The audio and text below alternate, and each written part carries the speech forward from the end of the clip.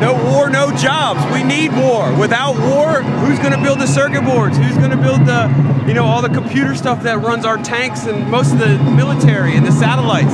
How many military personnel would be out of a job if we had no war? What would they do? We are already without jobs.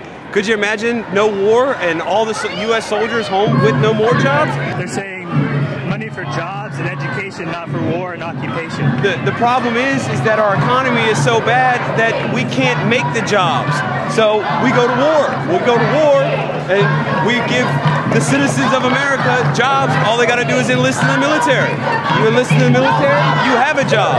All these people complaining about jobs, go enlist in the military. You'll have a job.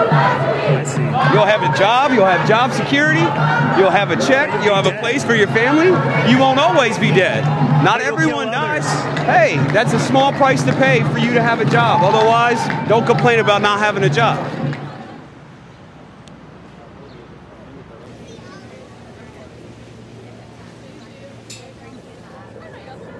We're human beings.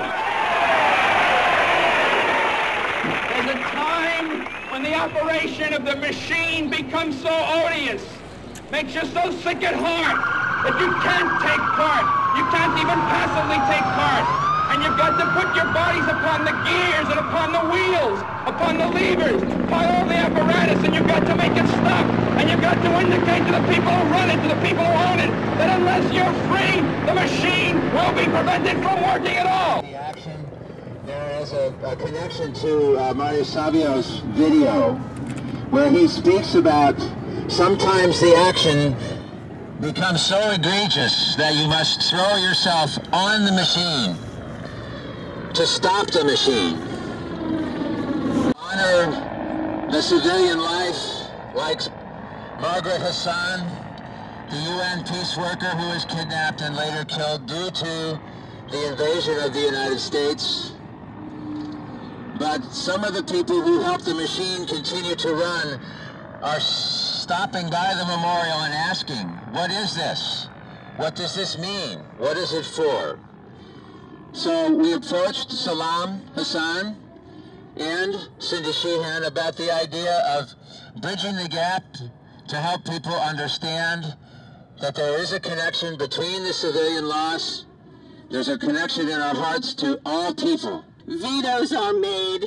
Nothing that contributes to this war, Afghanistan, and any other and every other war that is going on or where we are a proxy military force will continue to go until the UN will get it, to get the U.S. off the Security Council or take its veto away, because in essence it is vetoing every single person behind us and so many people we don't even know about and will never know about, and about which the U.S. could care less. The United Nations, they are a troubled organization. It's because it's an organization of countries around the world. And yes, they don't all get along, but at the end of the day, it's the United States who controls the UN. As Doug stated, the United Nations put together the Declaration for Human Rights and many other proclamations and declarations which the United States refuses to follow, but expects every country and every person in the rest of the world to follow.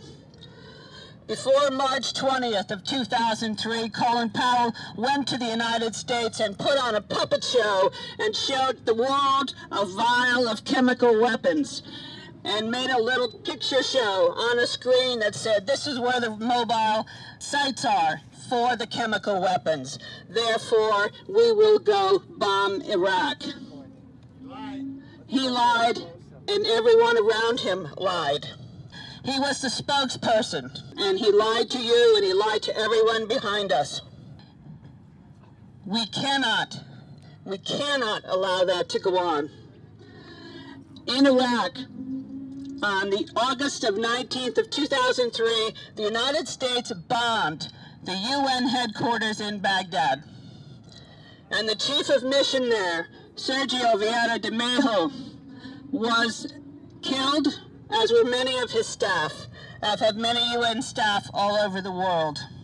The Americans bombed the Canal Hotel where their headquarters were situated. Sergio was the best and the bravest of UN representatives. He was the great humanitarian, and the United States took his life and his work away. And I'm honored today to place his plaque along with the others to bridge this side of the field and that side of the field, because he was not working for the U.S., he was working for every single person in the world. And we should never forget him and those who have died in the United Nations all over the world for you, for the soldiers and the civilians behind us. And this marker is for a friend of mine that I had in the Army who's in my company.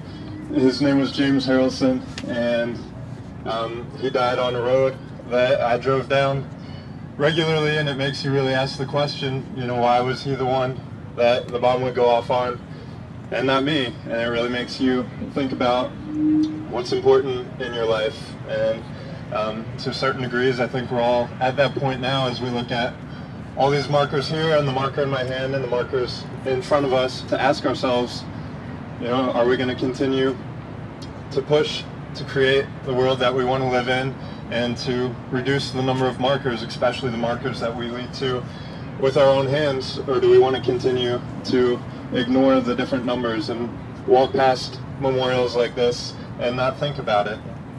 And it's really a question of humanity to both honor the dead and honor the living, to live our lives to promote a world and promote a culture where we can solve problems differently. And a lot of times that might take sacrifice and take effort, but so does all of this, and I'd rather do it for peace. Thank you. We are allowed to put tents on the National Monument. It is a case law. It's a law. It's National Park Service 7.96 regulation or code or whatever. And Monday we set up tents and they made us take them down during the day. So tonight, if you have a tent, bring it down. We promised people they could stay out here. The Park Service shut us down. We can't play by their arbitrary rules, their ever-changing rules. So at 8 o'clock, we're going to start setting up tents. We're going to sit in the tents. We're going to occupy the tents. And we're going to actually do something that's legal this time. So if you can come back at 8, we're going to be doing that action to take back our park. You know, we have to say that these wars for empire are draining our communities.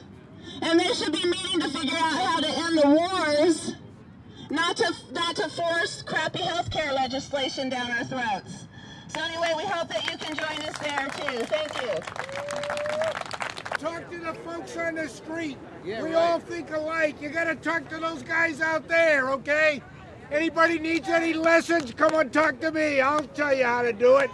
If they tell you to go, if they tell you to go, there is something you should know. There is something you should know. They wave the flag when you attack. They raise the flag when you attack. When you come home, they turn their back. When you come home, they turn their back. Sound off. 1, 2. Sound off. 3, 4. Break it on down. 1, 2, 3, 4. 1, 2. No